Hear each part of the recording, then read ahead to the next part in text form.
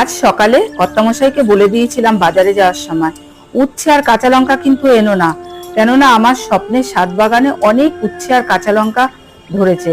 তাছাড়া বন্ধুরা, কালকের ভিডিওতে তোমাদের দেখিয়েছিলাম আমার ছাদ বাগানে কত ফল হয়েছে।